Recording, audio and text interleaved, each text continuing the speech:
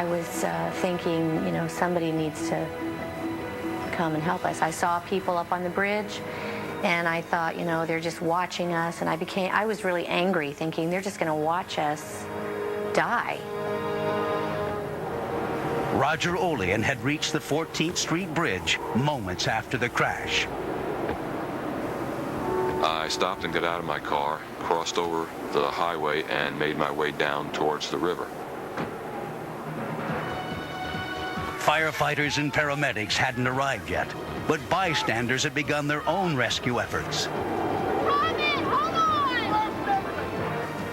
There were already people on the bank who seemed to be tying something together to make a rope of some sort.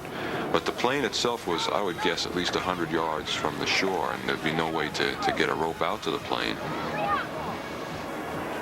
The only other option was just to hop in there and then swim out to the plane.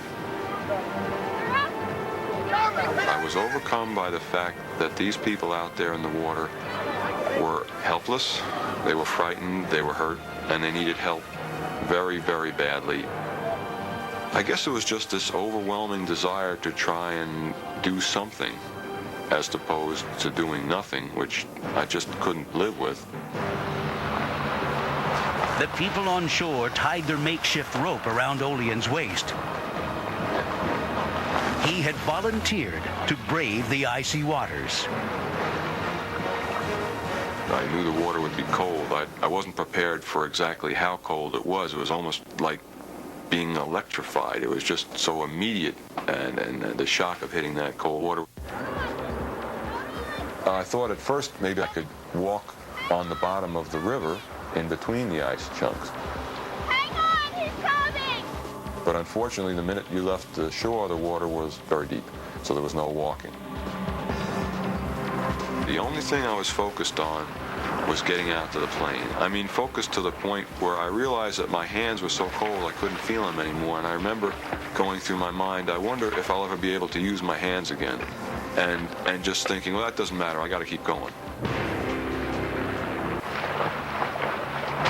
Roger Olean, who had been driving home from work when the crash occurred, continued to risk his life in the freezing water.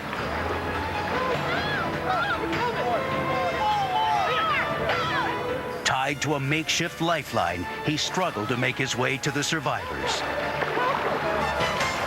I could hear them, but I couldn't see them very well. I was completely exhausted and completely frozen. I guess it entered my mind that if I keep going, I'm not going to leave this river. And I took a second to think things over, and I could not turn my back on those people out there. So I just made for that last 10 feet. At about that point, maybe I was 5 feet or so away from the plane, I heard a helicopter coming.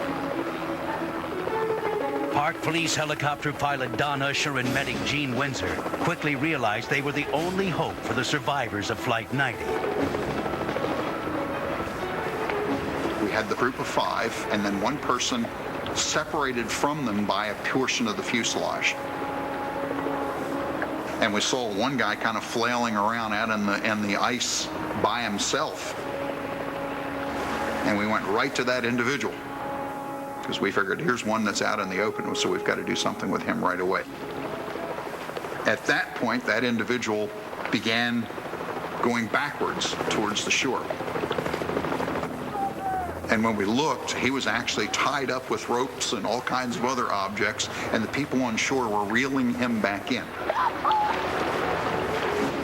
By the point that I got pulled back to the shore, my hands, of course, were numb, and so was the rest of me. I couldn't feel much of anything at that point.